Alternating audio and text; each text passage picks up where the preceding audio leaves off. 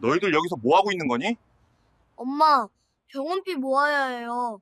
그런데 배가 너무 고파요. 재수옴 붓게 어디서 거지들이 알짱거려. 소금 가져와. 직원이 뿌린 굵은 소금을 맞으면서도 고사리 같은 손으로 남이 먹다 버린 빈 소주병을 챙겨 넣는 5살배기 쌍둥이. 아이들은 배가 고파 환풍기에서 나오는 고기 연기를 반찬 삼아 침을 삼키고 있었습니다. 그런데 창문 너머로 이 기막힌 광경을 지켜보던 태성그룹 한민성 회장의 눈동자가 지진이 난 듯 흔들립니다.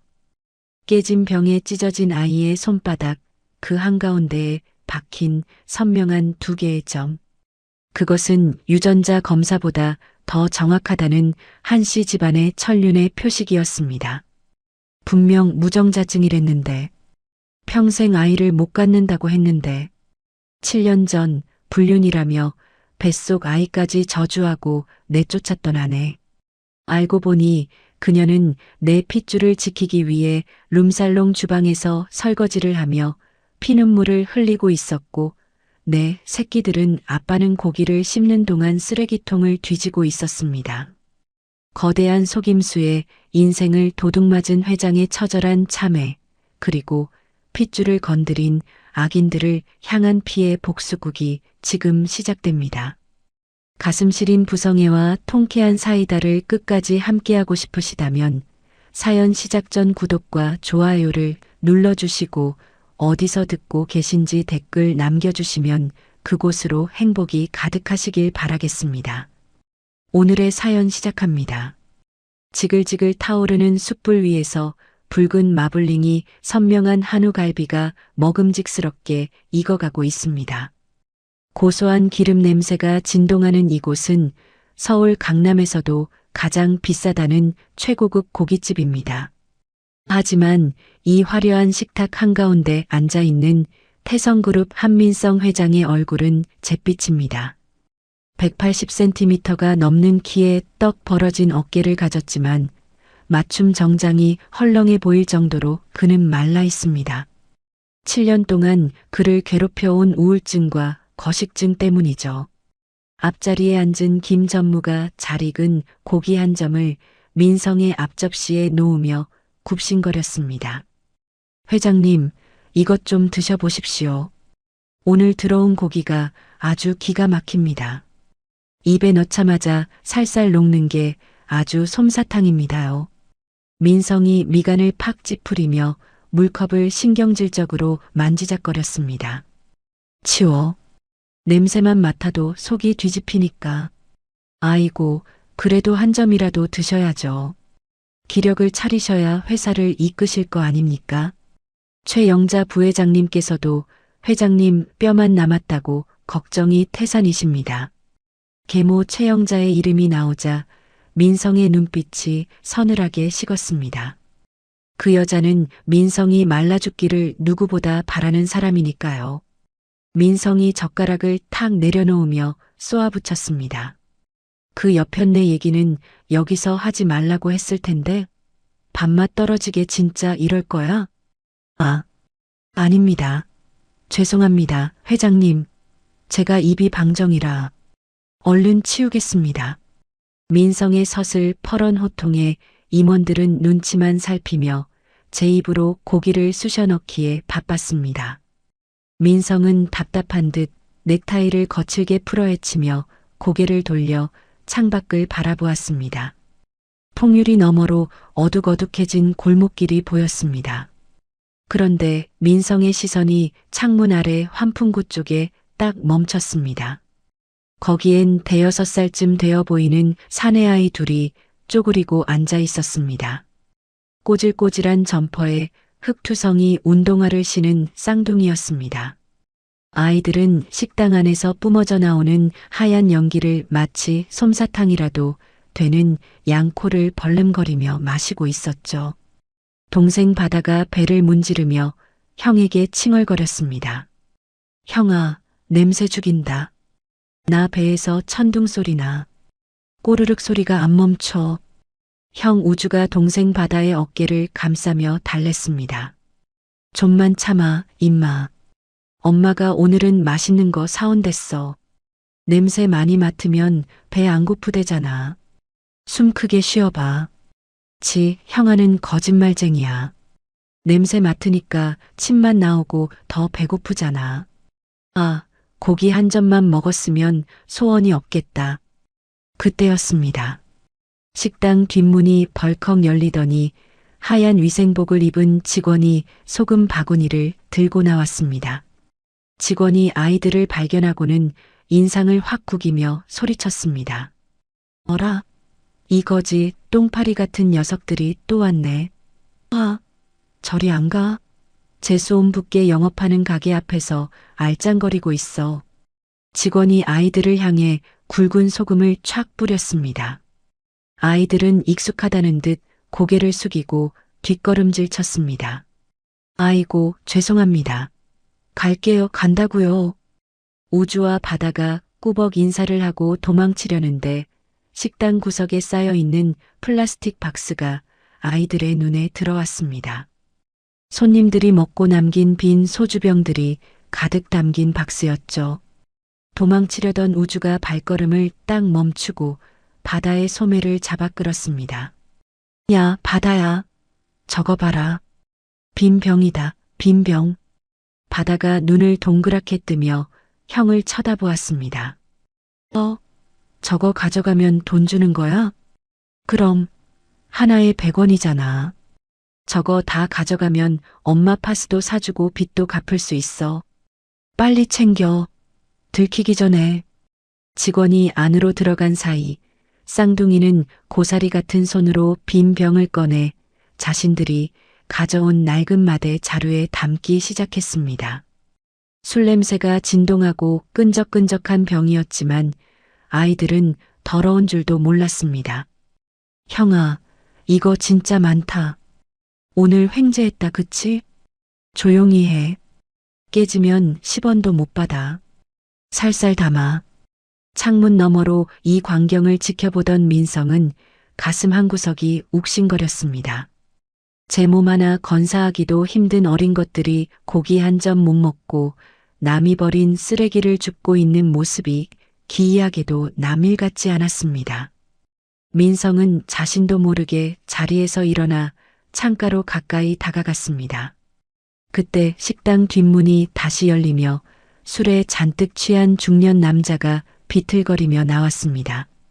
얼굴이 붉게 달아오른 남자는 담배를 입에 물려다가 병을 챙기고 있는 아이들과 부딪혔습니다. 아이고, 뭐야 이거? 눈을 어디다 달고 다녀. 남자가 중심을 잃고 휘청거렸습니다. 기분이 나빠진 남자가 아이들을 내려다보며 고래고래 소리를 질렀습니다. 이 쥐새끼 같은 놈들이 어디서 도둑질이야. 니들은 애미애비도 없냐? 교육을 어떻게 시켜 먹은 거야? 우주가 겁에 질려 바다 앞을 막아서며 말했습니다. 죄송합니다, 아저씨. 훔치는 거 아니에요. 이거 버린 거잖아요. 저희가 치우는 거예요.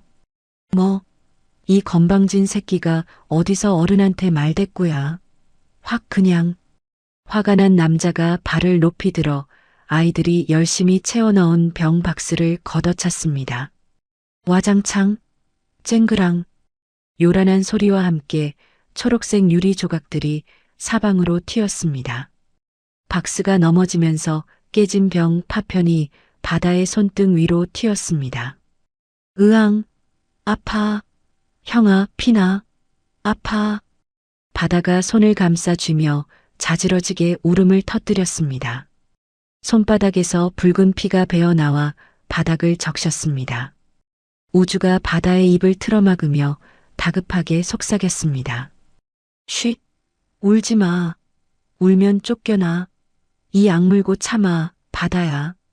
하지만 너무 아픈 나머지 바다의 울음소리는 멈추지 않았습니다. 취객은 그 모습이 더 짜증난다는 듯 바닥에 침을 퇴뱉으며 손을 치켜들었습니다. 이게 동네 시끄럽게 조용히 안 해? 입 안 다물어? 식당 안에서 그 모습을 보고 있던 민성의 눈동자가 흔들렸습니다. 7년 동안 죽은 사람처럼 감정 없이 살았던 민성의 가슴 속에서 뜨거운 무언가가 치밀어 올랐습니다. 더 이상 보고만 있을 수 없었습니다. 민성은 겉옷도 챙기지 않은 채 룸문을 박차고 나갔습니다. 회장님, 갑자기 어디 가십니까? 김 전무가 놀라서 불렀지만 민성은 들은 척도 하지 않고 식당 뒷문으로 질주했습니다. 뒷골목에서는 취객이 울고 있는 바다의 꿀밤을 때리려던 참이었습니다. 이 어린 놈의 새끼들이 매를 벌어요. 아주. 취객의 손이 허공을 가르며 내려오는 순간 누군가가 그의 팔목을 낚아챘습니다. 뼈가 으스러질 듯한 무서운 악력이었습니다. 아, 뭐야? 이거 안 나? 취객이 비명을 지르며 돌아보자 서슬 퍼런 눈빛을 한 민성이 서 있었습니다. 180cm가 넘는 장신의 그림자가 취객을 덮쳤습니다. 민성이 낮지만 묵직한 목소리로 으르렁거렸습니다. 술을 처먹었으면 곱게 집에나 갈 것이지 어디서 다 큰 어른이 애들한테 행패야? 당신이 뭔데 참견이야? 나 누군지 알아? 누구긴 누구야. 사람 같지도 않은 놈이지.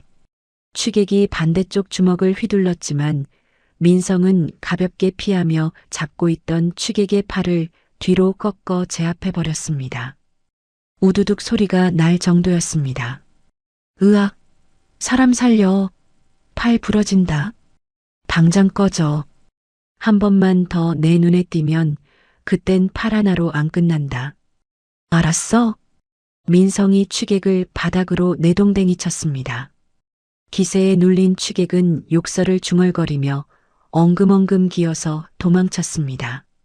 민성은 거친 숨을 몰아쉬며 바닥에 주저앉은 아이들을 향해 몸을 돌렸습니다.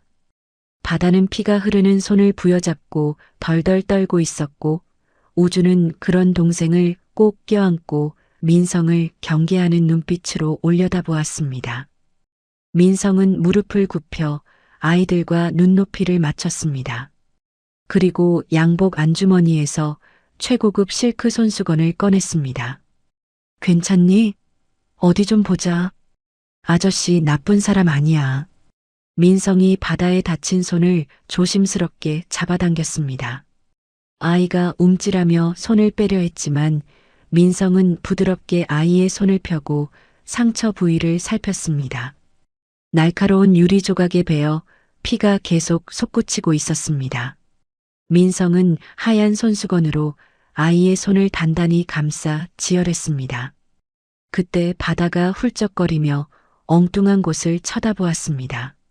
아이의 시선은 자신의 다친 손이 아니라 바닥에 산산조각이 난 소주병들에 머물러 있었습니다. 바다가 울먹이며 말했습니다. 아저씨, 흑흑, 저거 어떡해요? 저거 다 깨져서 못 파는데. 민성이 기가 막히다는 듯 물었습니다. 손이 이렇게 다쳐서 피가 철철 나는데 고작 저 병 조각이 걱정되니? 옆에 있던 우주가 고개를 푹 숙이며 대신 대답했습니다. 저거 팔아서 엄마 빚 갚아야 하거든요. 엄마가 어제도 돈 없어서 이불 뒤집어 쓰고 울었단 말이에요. 민성의 가슴에 비수가 꽂히는 것 같았습니다. 고작 5살배기 아이 입에서 나온 말이 장난감이 아니라 엄마 빚이라니요. 민성은 7년 전 자신의 뱃속 아이를 지키겠다고 울부짖으며 끌려나가던 전처 지수의 모습이 겹쳐 보였습니다. 민성은 알 수 없는 감정에 휩싸여 멍하니 아이들을 바라보았습니다. 그때 손수건으로 감싼 바다의 손바닥 사이로 붉은 피가 배어 나왔습니다. 민성은 정신을 차리고 아이들을 번쩍 안아들었습니다. 병원부터 가자. 병 조각이 문제가 아니야. 치료가 먼저다. 민성은 자신의 고급 세단 뒷좌석에 흑투성이 아이들을 태우고는 운전석에 올라타 급하게 시동을 걸었습니다. 백미러로 보이는 아이들의 꾀죄죄한 얼굴이 이상하게도 자꾸만 민성의 마음을 잡아끌고 있었습니다. 민성은 식당에서 조금 떨어진 한적한 가로등 아래 차를 세웠습니다. 뒷좌석에서 훌쩍이는 아이들의 울음소리가 민성의 가슴을 자꾸만 콕콕 찌르는 것 같았거든요. 민성은 조수석 글로브 박스에서 구급상자를 꺼내 들고 뒷좌석으로 넘어갔습니다. 자, 아저씨가 안 아프게 해줄게. 손 좀 줘보렴. 민성이 부드러운 목소리로 달래자 바다가 겁에 질린 눈으로 우주의 뒤로 숨으려 했습니다. 우주가 동생의 등을 토닥이며 의젓하게 말했습니다. 바다야, 아저씨가 치료해 주신대. 괜찮아. 바다가 쭈뼛쭈뼛 다친 손을 내밀었습니다. 깨진 소주병 파편에 긁힌 상처가 꽤 깊어 피가 손바닥 전체를 붉게 물들이고 있었습니다. 민성은 알코올솜으로 조심스럽게 피를 닦아냈습니다. 따가워도 조금만 참아. 소독해야 덧나지 않아. 따가워요. 바다가 입술을 꽉 깨물며 신음했습니다. 민성은 아이가 기특하고 안쓰러워 후하고 입김을 불어가며 정성껏 피를 닦아냈습니다. 그런데 붉은 피가 닦여나가고 아이의 뽀얀 살결이 드러나는 순간이었습니다. 민성의 손이 허공에서 딱 멈췄습니다. 마치 감전이라도 된 듯 온몸에 소름이 돋아올랐습니다. 민성의 동공이 지진이 난 것처럼 심하게 흔들렸습니다. 바다의 작은 손바닥 정중앙 생명선과 두뇌선이 교차하는 그 지점에 아주 선명하고 검은 점 2개가 나란히 박혀 있었기 때문입니다. 마치 밤하늘의 북두칠성처럼 혹은 쌍둥이별처럼 또렷한 2개의 점이었습니다. 이 점. 민성은 떨리는 목소리로 중얼거렸습니다. 믿을 수 없는 광경에 숨이 턱 막혀왔습니다. 민성은 급하게 자신의 오른손을 펴보았습니다. 그리고 바다의 손 옆에 나란히 가져다 댔습니다. 세상에 이런 우연이 있을까요? 민성의 손바닥 한가운데 있는 검은 쌍점과 바다의 손바닥에 있는 점이 데칼코마니처럼 완벽하게 일치했습니다. 위치도 크기도 심지어 점 2개 사이의 간격까지 똑같았습니다. 이건 한씨 집안 직계 남자들에게만 대대로 유전되어 내려오는 유전자 검사보다 더 확실한 천륜의 표식이었습니다. 민성이 멍하니 아이를 바라보자 옆에 있던 우주가 자신의 손바닥을 쫙 펴서 보여주며 말했습니다. 아저씨도 점 있어요? 우와, 신기하다. 저도 있는데. 우주의 손바닥에도 똑같은 쌍점이 박혀 있었습니다. 우주가 해맑게 웃으며 말을 이었습니다. 엄마가 그랬어요. 이건 아빠가 우리한테 남겨준 보물이래요. 세상에서 제일 멋진 아빠가 우리를 지켜주려고 도장을 찍어 놓은 거라고요. 그 말을 듣는 순간 민성의 머릿속에서 거대한 댐이 무너져 내리는 것 같았습니다. 7년 전 대학병원 비뇨기과 진료실의 차가운 공기가 생생하게 떠올랐습니다. 회장님, 유감스럽게도 무정자증입니다. 자연 임신 확률은 0%입니다. 절대 불가능합니다. 의사의 단호한 그 한마디가 민성의 인생을 지옥으로 떨어뜨렸습니다. 그런데 그게 다 거짓말이었다니요. 임신했다며 울며 매달리던 아내 지수를 더러운 씨앗을 품었다며 매몰차게 내쳤던 자신의 과거가 주마등처럼 스쳐 지나갔습니다. 내가 무슨 짓을 한 거지? 민성의 눈가가 붉게 달아올랐습니다. 이건 계모 채영자와 그 의사가 짜고 친 고스톱이 분명했습니다. 멀쩡한 남자를 고자로 만들고 제 핏줄을 내쫓아 7년 동안이나 생이별을 하게 만든 것입니다. 분노가 치밀어 올라 손끝이 파르르 떨렸습니다. 하지만 분노보다 더 큰 감정이 밀려왔습니다. 바로 눈앞에 자신의 피를 이어받은 아이들이 살아 숨쉬고 있다는 벅찬 환희였습니다. 민성은 참지 못하고 와락 아이들을 끌어안았습니다. 미안하다. 아저씨가 미안해. 정말 미안하다. 갑작스런 포옹에 아이들은 눈을 동그랗게 떴지만 민성의 품에서 나는 따뜻한 냄새가 싫지 않은지 가만히 안겨 있었습니다. 민성은 아이들의 꼬질꼬질한 머리카락에 얼굴을 묻고 흐느꼈습니다. 굶주려서 앙상한 아이들의 등 뼈가 손에 만져질 때마다 가슴이 찢어지는 것 같았습니다.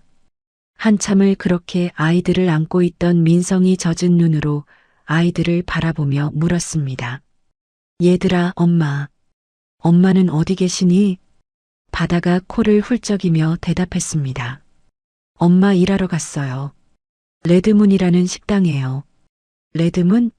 거기서 엄마가 무슨 일을 하시는데? 설거지요. 엄청 큰 식당이래요. 엄마가 거기서 일해서 돈 많이 벌어온다고 했어요. 근데 우주가 말끝을 흐리며 고개를 숙였습니다. 근데 엄마가 올 때마다 몸에서 파스 냄새가 나요. 손도 다 트고요. 그래서 우리가 빈병 주워서 엄마 도와주려고 했는데 민성은 입술을 꽉 깨물었습니다. 7년 전 누구보다 곱고 우아했던 지수가 식당 설거지를 하며 생계를 꾸리고 있다니요. 민성은 즉시 양복 안주머니에서 휴대폰을 꺼내 비서실장에게 전화를 걸었습니다. 김 실장, 지금 당장 알아봐야 할 게 있어. 수화기 너머로 김 실장의 당황한 목소리가 들려왔습니다. 네, 회장님. 말씀하십시오. 강남 쪽에 레드문이라는 식당이 있는지 확인해. 위치랑 뭐 하는 곳인지 지금 당장. 레드문. 말씀입니까? 잠시만 기다려 주십시오. 타닥타닥 키보드 두드리는 소리가 들리더니 잠시 후 김 실장의 목소리가 무겁게 가라앉았습니다. 회장님, 확인됐습니다. 강남구 역삼동에 있는 유흥업소입니다. 유흥업소? 민성의 미간이 깊게 찌푸려졌습니다. 네. 그 지역에서는 꽤 유명한 대형 룸살롱입니다. 회원제로 운영되는. 민성의 손에서 힘이 빠지며 휴대폰을 놓칠 뻔했습니다. 룸살롱이라니요. 설거지를 한다고 했지만 그곳이 술집이라는 사실은 변하지 않았습니다. 순간 민성의 머릿속에 최악의 상상이 스쳐 지나갔습니다. 지수가 짙은 화장을 하고 술 취한 남자들 사이에서 웃음을 팔고 있는 모습 말입니다.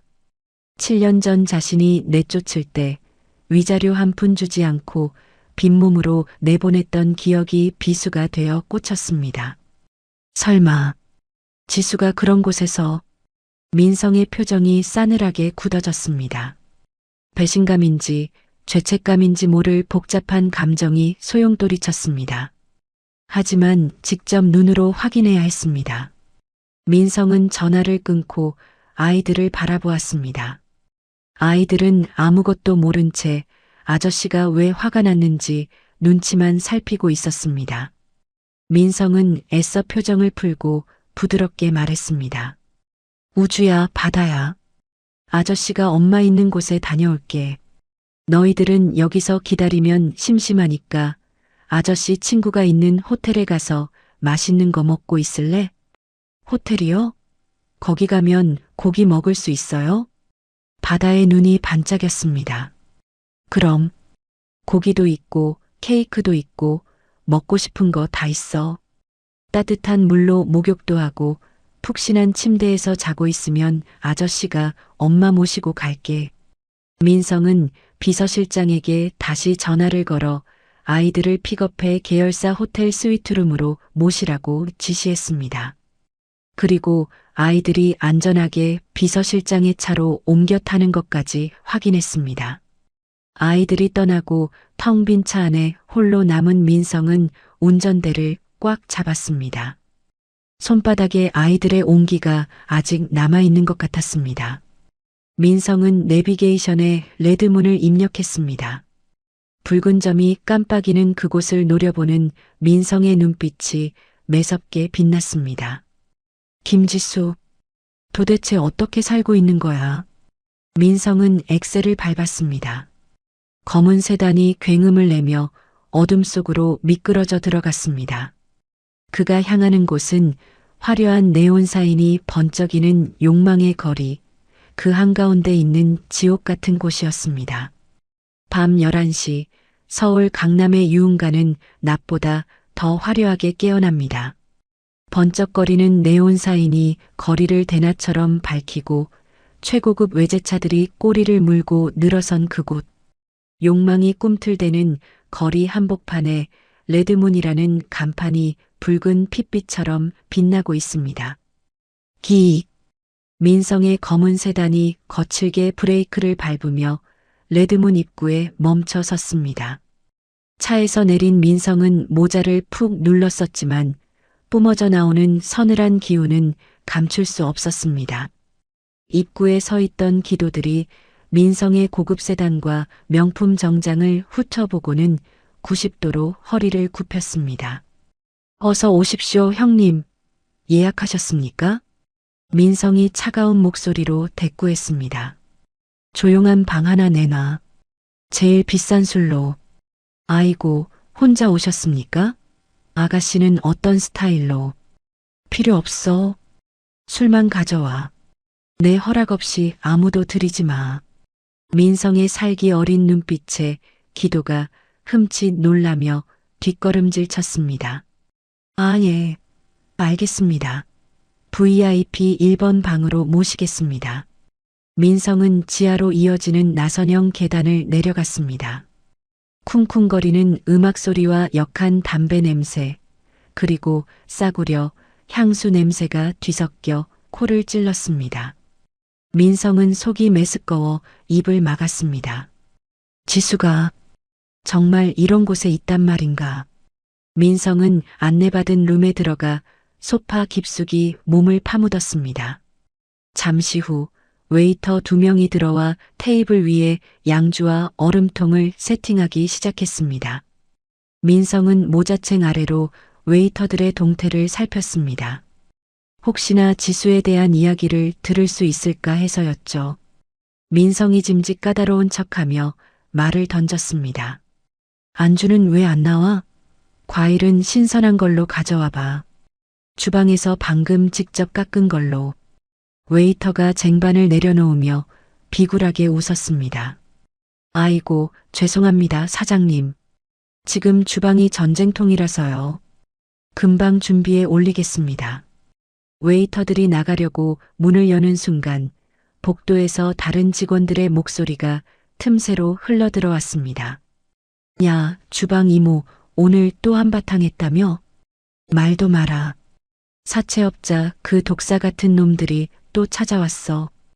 이자 내놓으라고 주방 집기 다 때려 부수고 난리도 아니었다니까. 민성의 귀가 번쩍 뜨였습니다. 주방 이모도 팔자가 참 기구해. 7년인가 10년인가 여기서 하루도 안 쉬고 설거지만 했는데 빚이 안 줄어든대. 빚? 응. 남편한테 쫓겨날 때 빈몸으로 나왔다나 봐. 애들 키우느라 사채를 썼는데 그게 눈덩이처럼 불어나서 에휴 불쌍해서 못 봐줍니다.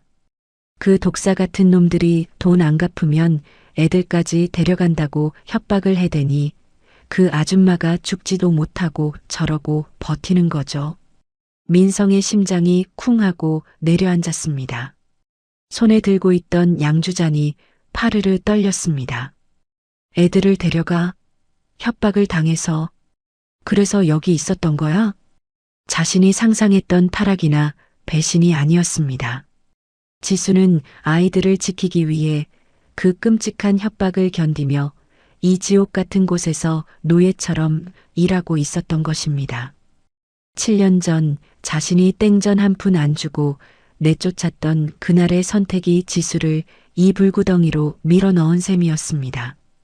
밖에서는 웨이터들이 고개를 갸웃거리며 나가자마자 복도에서 지배인의 고함 소리가 들려왔습니다. 아, 웨이터들 다 어디 갔어? 3번 방 손님 기다리시잖아. 지배인님, 지금 다들 룸에 들어가서 서빙할 사람이 없습니다.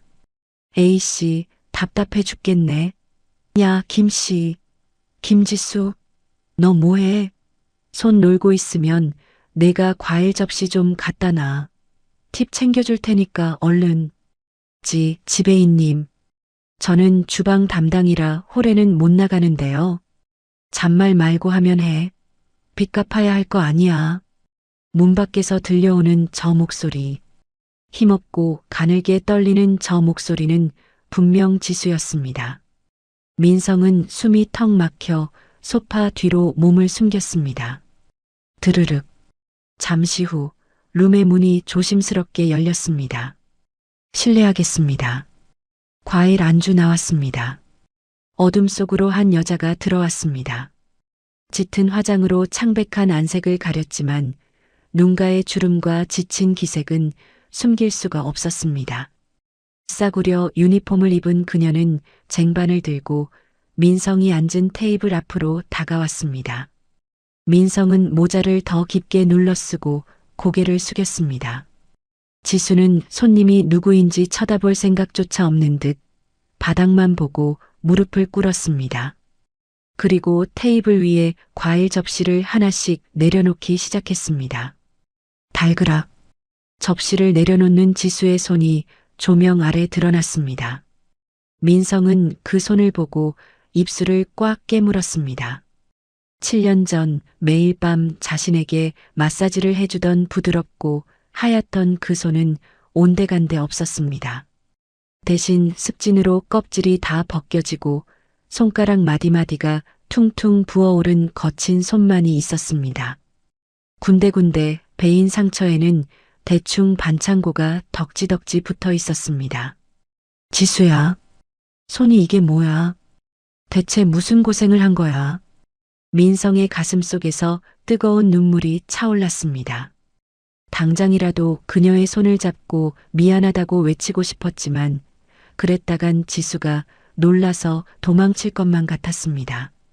민성은 터져나오는 울음을 삼키며 주먹을 꽉 쥐었습니다. 손톱이 살을 파고들 정도로 아팠지만 지수의 고통에 비하면 아무것도 아니었습니다. 지수는 묵묵히 세팅을 마치고는 힘겹게 자리에서 일어났습니다. 허리가 아픈지 한 손으로 등 허리를 짚으며 작게 신음했습니다. 그녀의 굽은 등이 민성의 시야에 들어왔습니다. 재벌가 사모님 소리를 들으며 꼿꼿했던 그 허리가 삶의 무게에 눌려 휘어져 있었습니다. 필요하신 게 있으면 불러주세요. 지수가 힘없는 목소리로 인사를 남기고 도망치듯 방을 빠져나갔습니다. 닫힌 문을 바라보며 민성은 고개를 떨구었습니다. 7년 전 자신이 지수에게 퍼부었던 독설이 비수가 되어 심장을 찔렀습니다. 더러운 몸으로 나가. 내 눈앞에서 꺼져. 위자료? 꿈도 꾸지 마. 그때 자신이 내뱉은 말 때문에 사랑했던 여자가 짐승만도 못한 취급을 받으며 살고 있었습니다. 민성은 테이블 위에 놓인 양주병을 집어들어 병째로 들이켰습니다. 독한 술이 목을 태우고 내려갔지만 속에서 타오르는 죄책감은 꺼지지 않았습니다. 으아. 민성이 괴로움에 머리를 감싸 쥐고 낮은 비명을 질렀습니다. 그때였습니다. 와장창, 쨍그랑, 복도 너머 바로 옆방에서 유리병이 깨지는 날카로운 소음이 들려왔습니다. 민성이 고개를 번쩍 들었습니다. 야, 이 아줌마야. 눈가를 어디다 달고 다녀. 냄새나게 생겨가지고 재수없게. 걸걸한 남자의 고함 소리가 벽을 뚫고 들려왔습니다. 그리고 곧이어 익숙한 비명소리가 이어졌습니다. 야, 죄송합니다. 잘못했습니다, 손님. 지수였습니다. 방금 나간 지수가 옆방에서 봉변을 당하고 있는 게 분명했습니다. 어디서 설거지나 하던 년이 들어와서 술맛 떨어지게. 야, 너 이리 안 와? 오늘 교육 좀 받아야겠다. 아, 이거 놓으세요. 제발요. 민성의 눈동자가 활활 타오르는 횃불처럼 변했습니다. 이성이 툭 하고 끊어지는 소리가 들렸습니다. 감히 감히 내 아내를. 민성은 자리를 박차고 일어났습니다. 테이블이 밀려나며 술병들이 우르르 쏟아졌지만 신경 쓰지 않았습니다. 민성은 성큼성큼 걸어가 룸문을 거칠게 열어젖혔습니다. 180cm의 거구가 복도로 나서자 룸살롱의 공기가 차갑게 얼어붙었습니다. 민성의 발걸음은 지수의 비명이 들리는 옆방을 향해 맹수처럼 돌진했습니다. 쾅! 두꺼운 방음문이 벼락 맞은 나무처럼 거칠게 열렸습니다. 민성은 방 안으로 성큼성큼 걸어 들어갔습니다. 방 안의 풍경은 그야말로 아수라장이었습니다. 배가 불룩 나온 졸부 스타일의 남자가 소파 위에 신발을 신은 채로 올라가 있었고 바닥에는 지수가 엎드려 있었습니다. 남자는 지수의 머리채를 휘어잡고 악을 쓰고 있었습니다. 아, 이 재수 없는 년아. 내가 술맛 떨어진다고 했지? 어디서 감히 손님한테 눈을 똑바로 떠? 죄송합니다. 잘못했습니다, 손님. 한 번만 봐주세요. 지수는 저항 한 번 못하고 바들바들 떨며 빌고 있었습니다. 찢어진 유니폼 사이로 멍든 어깨가 보였습니다. 그 처참한 꼴을 보자 민성의 눈앞이 하얗게 변했습니다. 이성의 끈이 툭 끊어졌습니다. 이런 짐승만도 못한 놈. 민성이 사자우를 토하며 남자에게 달려들었습니다. 누구야? 민성은 남자의 멱살을 잡아 소파에서 끌어내린 뒤 그대로 테이블 위로 내동댕이 쳤습니다. 와장창 소리와 함께 술병과 안주 접시가 바닥으로 쏟아졌습니다. 아이고, 사람 죽네. 너 뭐야? 너 누군데 남의 방에 들어와서 행패야? 남자가 비명을 지르며 발버둥 쳤지만 180cm가 넘는 민성의 완력을 당해낼 수는 없었습니다. 민성은 남자의 팔을 뒤로 꺾어 제압하고는 고함을 질렀습니다. 찌질한 새끼가 힘없는 약한 여자한테 꼭 이 지랄이지. 강약 약강 제일 비열한 쓰레기 같은 새끼. 내가 제일 경멸하는 인간 중 하나가 너 같은 개새끼들이야. 아, 팔 부러져. 이거 안 나? 지배인 어디 갔어? 민성은 옆에 있던 얼음통을 집어들어 바닥에 쾅 내리찍었습니다. 얼음 조각이 사방으로 튀며 살벌한 소리를 냈습니다. 한 번만 더 주둥이 놀리면 그땐 얼음통이 아니라 내 머리통이 박살 날 줄 알아. 꺼져. 민성이 남자를 문 밖으로 집어던지듯 밀쳐냈습니다. 기세에 눌린 남자는 욕설을 중얼거리며 엉금엉금 기어서 도망쳤습니다. 방 안에는 거친 숨소리와 지수의 흐느낌만이 남았습니다. 지수는 구석에 웅크린 채 고개도 들지 못하고 있었습니다. 술과 안주 범벅이 된 채 떨고 있는 그녀의 등은 너무나 작고 초라해 보였습니다. 흐흑, 죄송합니다. 제가 다 치우겠습니다. 제발 때리지 마세요. 민성은 가슴이 찢어지는 것 같아 숨도 제대로 쉴 수 없었습니다. 자신이 입고 있던 코트를 벗었습니다. 그리고 천천히 지수에게 다가가 그녀의 젖은 어깨를 감싸주었습니다. 지수야. 민성의 목소리가 떨렸습니다. 나야 정말 미안해. 이제 그만하고 나랑 같이 가자. 익숙하고도 그리운 목소리. 10년, 아니 7년의 세월을 건너 들려온 그 목소리에 지수의 울음소리가 뚝 그쳤습니다. 지수가 천천히, 아주 천천히 고개를 들었습니다. 헝클어진 머리카락 사이로 드러난 얼굴, 눈물로 얼룩진 화장. 하지만 그 눈동자만큼은 여전히 민성이 기억하는 맑은 눈빛 그대로였습니다. 지수의 눈동자가 민성을 담자마자 믿을 수 없다는 듯 크게 흔들렸습니다. 회장님? 아니 민성 씨. 지수의 입에서 나온 호칭은 여보가 아닌 회장님이었습니다. 그 거리감이 민성의 가슴을 또 한 번 후벼 팠습니다. 여기가 어디라고 오셨어요? 가세요. 제발 가세요. 지수가 황급히 얼굴을 가리며 뒷걸음질 쳤습니다. 이런 비참한 꼴을 다른 사람도 아닌 전 남편에게 보였다는 수치심에 죽고 싶은 심정이었을 겁니다. 안 가. 너 두고는 절대로 안 가. 보지 마세요. 제발 저 좀 내버려 두세요. 흐흐. 지수가 도망치려 하자 민성은 와락 지수의 손목을 잡았습니다. 거칠어진 손마디의 감촉이 손끝에 전해졌습니다. 민성은 지수를 자신의 쪽으로 확 끌어당겨 품에 안았습니다. 미안해. 내가 늦게 와서 미안해. 내가 죽일 놈이야. 이거 놓으세요. 저는 더러운 여자예요. 회장님이 버리셨잖아요. 그래놓고 이제 와서 왜 이러세요? 지수가 민성의 가슴을 밀어내며 발버둥 쳤지만 민성은 절대 놓지 않겠다는 듯 더 꽉 껴안았습니다. 더럽긴 누가 더러워. 너는 세상에서 제일 깨끗한 내 아내야. 내 새끼들 지키려고 여기서 버틴 거 내가 다 알아. 네, 그게 무슨... 그때였습니다.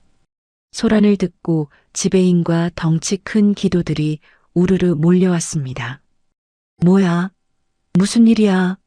당신 누구야? 지배인이 험악한 표정으로 소리쳤습니다.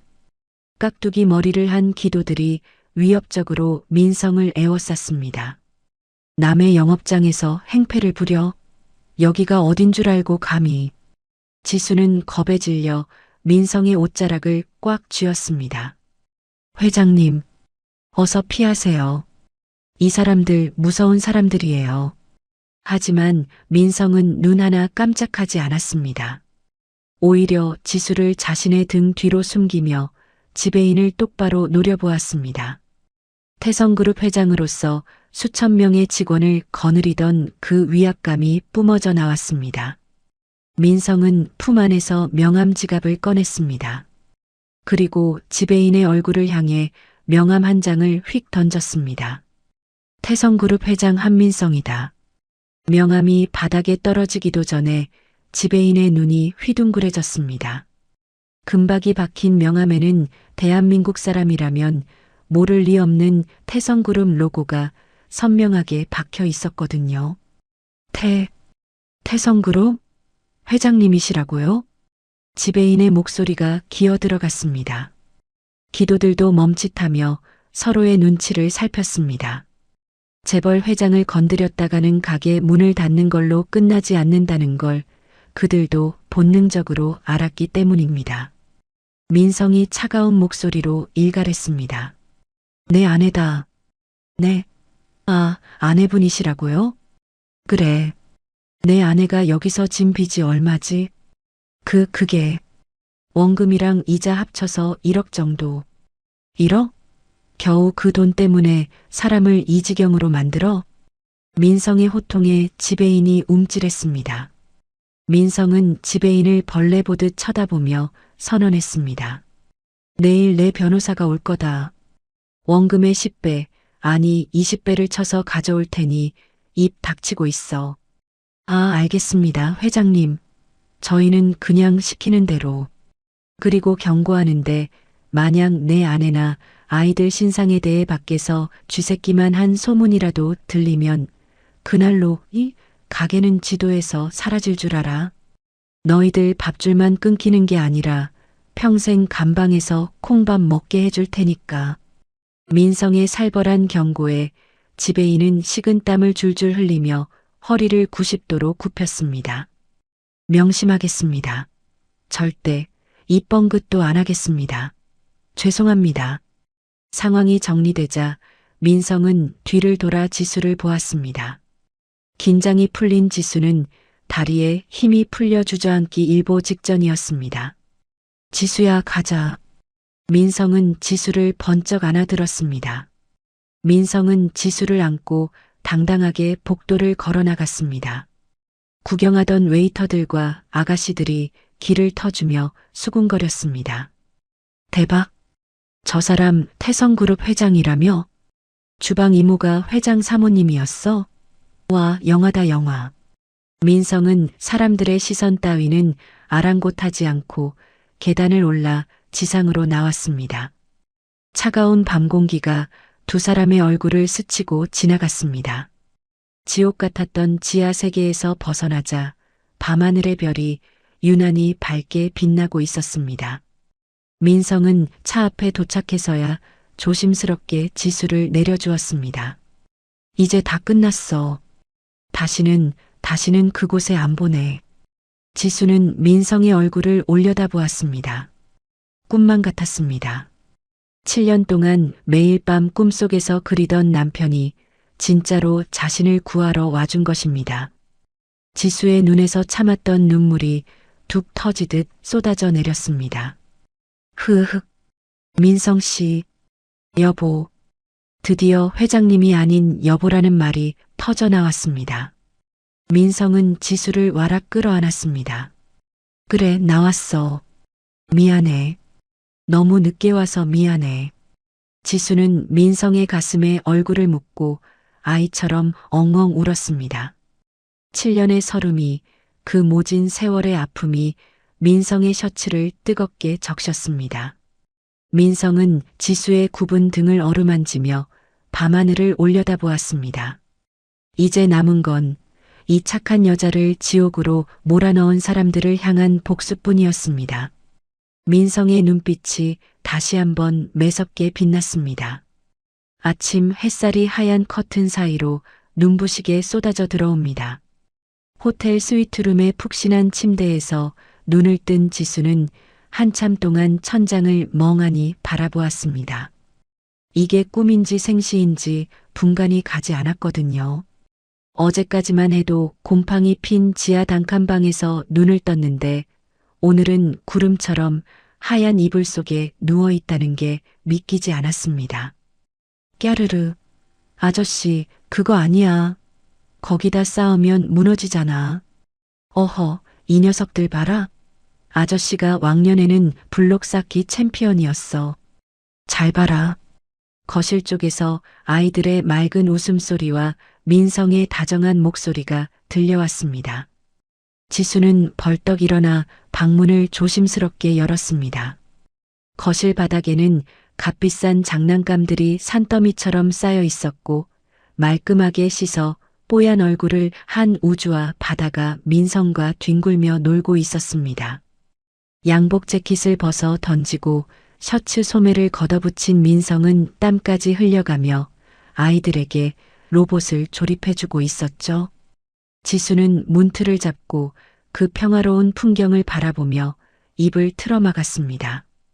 7년 동안 상상 속에서만 그렸던 아빠와 아이들이 노는 모습이 눈앞에 펼쳐져 있었으니까요. 인기척을 느낀 민성이 고개를 돌렸습니다. 지수와 눈이 마주치자 민성은 하던 것을 멈추고 벌떡 일어났습니다. 일어났어? 더 자지 그랬어. 민성이 지수에게 다가왔습니다. 지수는 헝클어진 머리를 정리하며 고개를 숙였습니다. 죄송해요. 제가 너무 늦잠을 잤네요. 아이들 챙겨야 하는데. 아니야. 그동안 얼마나 고단했으면 세상 모르고 자겠어. 애들은 나랑 잘 놀았으니까 걱정 마. 민성은 잠시 망설이다가 지수 앞에 털썩 무릎을 꿇었습니다. 지수가 깜짝 놀라 뒷걸음질 쳤습니다. 민성 씨, 왜 이러세요? 이러지 마세요. 지수야, 내 말 잘 들어. 그리고 나를 욕해도 좋고 때려도 좋아. 하지만 이 말만은 꼭 해야겠어. 민성의 눈시울이 붉게 물들었습니다. 7년 전 그날, 내가 너를 내쫓았던 날 말이야. 내가 왜 그랬는지 알아? 그거야. 제가 다른 남자아이를 가졌다고 생각하셨으니까. 아니야, 내가 바보였어. 내가 천하의 멍청이였어. 병원에서 그랬거든. 내가 무정자증이라고. 씨 없는 수박이라서 절대로 아이를 가질 수 없다고 했어. 네, 무정자증이요? 지수의 눈이 휘둥그레졌습니다. 금시초문이었습니다. 민성이 고개를 떨구며 주먹으로 바닥을 쳤습니다. 의사가 100%라고 했어. 그래서 내가 임신했다고 했을 때 나는 당연히 내가 나를 속였다고 생각했어. 배신감에 눈이 뒤집혀서 검사해보자는 내 말도 안 들렸어. 세상에. 어떻게 그런. 근데 그게 다 조작이었어. 최영자, 그 여자가 의사를 매수해서 거짓 진단서를 만든 거야. 나를 병신으로 만들고 너랑 나를 갈라놓으려고. 민성의 고백에 지수는 다리에 힘이 풀려 주저앉고 말았습니다. 7년 동안 자신을 괴롭혔던 불륜녀라는 주홍글 씨가 사실은 시어머니의 추악한 음모였다는 사실에 억장이 무너졌습니다. 그것도 모르고 나는 당신이 나를 미워하는 줄만 알고 흐흑 내 핏줄이 맞다고 제발 믿어달라고 내가 얼마나 빌었는데. 지수가 민성의 가슴을 주먹으로 퍽퍽 쳤습니다. 나쁜 사람. 왜 안 믿어줬어요? 왜 내 말 안 들어줬어요? 내가 얼마나 힘들었는데. 애들이 아빠 보고 싶다고 할 때마다 내가 얼마나 가슴이 찢어졌는데. 미안해. 내가 죽일 놈이야. 입이 10개라도 할 말이 없어. 나를 때려. 더 때려. 민성은 지수의 매질을 고스란히 맞으며 그녀를 와락 껴안았습니다. 지수는 민성의 품에 안겨 짐승처럼 울부짖었습니다. 7년 묵은 오해와 한이 눈물과 함께 쏟아져 나왔습니다. 그때였습니다. 엄마, 엄마 왜 울어? 놀란 우주와 바다가 달려왔습니다. 아저씨가 엄마를 괴롭히는 줄 알았는지 바다가 민성의 팔을 밀어내며 소리쳤습니다. 우리 엄마 괴롭히지 마요. 저리 가요. 민성은 황급히 눈물을 닦고 아이들을 향해 몸을 돌렸습니다. 그리고 다시 무릎을 꿇고 아이들과 눈높이를 맞췄습니다. 민성의 눈빛이 그 어느 때보다 진지하게 빛났습니다. 우주야, 바다야.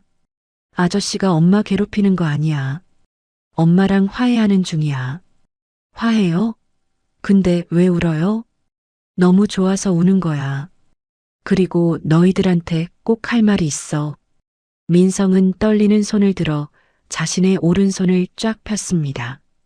그리고 아이들의 작은 손을 잡아 자신의 손바닥 옆에 나란히 댔습니다. 3개의 손바닥, 그 한가운데에 똑같이 박혀있는 검은 쌍정. 북두칠성처럼 빛나는 천륜의 증거가 한눈에 들어왔습니다. 자, 이거 봐라. 너희들 손에 있는 이 점, 엄마가 아빠가 준 보물이라고 했지? 네. 우리 아빠가 도장 찍어준 거랬어요. 민성이 꿀꺽 침을 삼키며 평생을 기다려온 그 말을 내뱉었습니다. 그래. 그 도장, 아저씨가 찍어준 거야. 아저씨 손에도 똑같이 있지? 아이들이 눈을 동그랗게 뜨고 민성의 손과 자기들의 손을 번갈아 쳐다보았습니다. 진짜네. 아저씨랑 똑같네. 얘들아, 내가 너희 아빠야. 아빠가 너무 늦게 알아봐서 미안해. 정말 미안해. 순간 정적이 흘렀습니다. 아이들은 믿기지 않는다는 표정으로 지수를 쳐다보았습니다. 엄마, 진짜야? 이 아저씨가 우리 아빠야? 돈 벌러 멀리 갔다는 우리 아빠?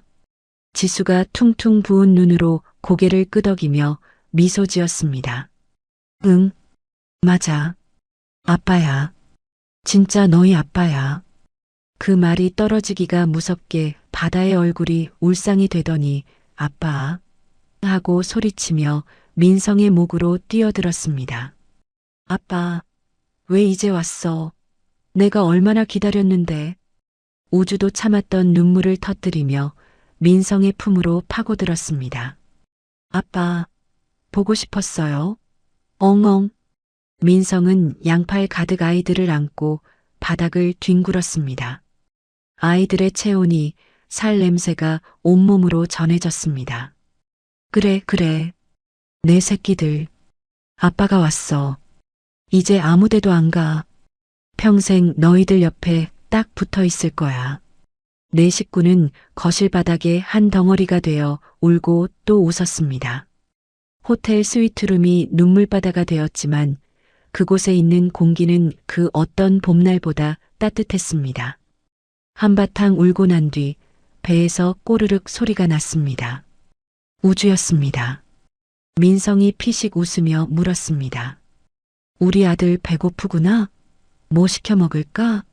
룸서비스 시킬까? 그때 지수가 소매를 걷어붙이며 일어났습니다. 아니에요. 당신 밥 제대로 못 먹었잖아요. 얼굴이 반쪽이 됐어요. 내가 해줄게요. 힘든데 뭘 해? 그냥 시켜 먹자니까. 아니에요. 당신이 제일 좋아하는 된장찌개 내가 끓여주고 싶어서 그래요. 호텔 주방 좀 써도 되죠? 잠시 후 주방에서는 구수한 된장 냄새가 피어올랐습니다. 보글보글 찌개 끓는 소리, 도마 위에서 칼질하는 소리가 경쾌하게 울려 퍼졌습니다. 그 소리는 민성이 7년 동안 잃어버렸던 집의 소리였습니다. 식탁 위에는 화려한 요리 대신 뚝배기에 담긴 된장찌개와 싱싱한 상추, 그리고 갓 지은 하얀 쌀밥이 차려졌습니다.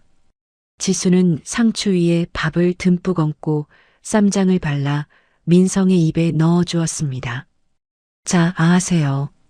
당신 이거 좋아했잖아요.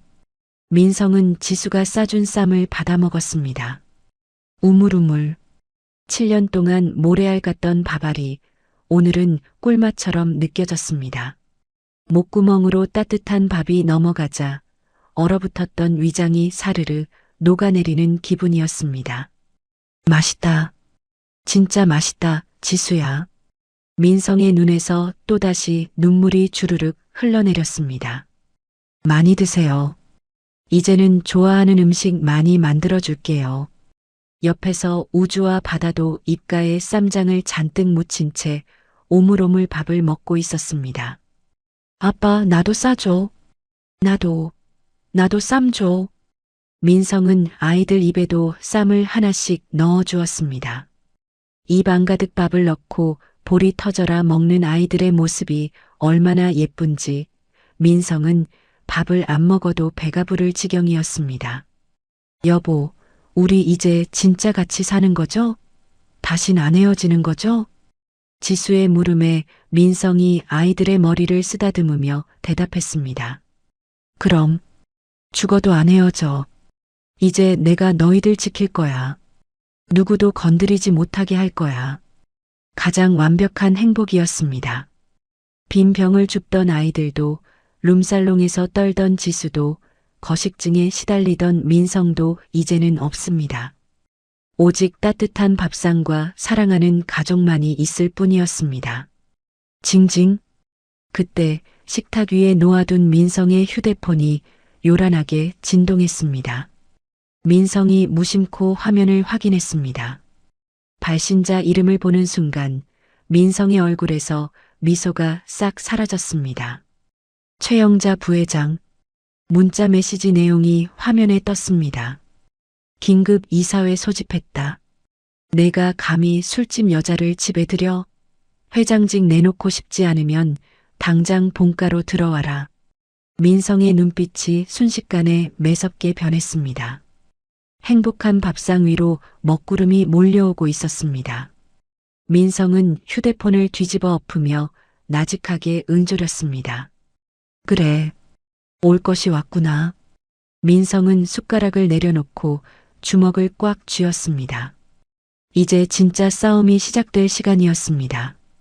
같은 시각 서울 평창동에 위치한 태성그룹 본가.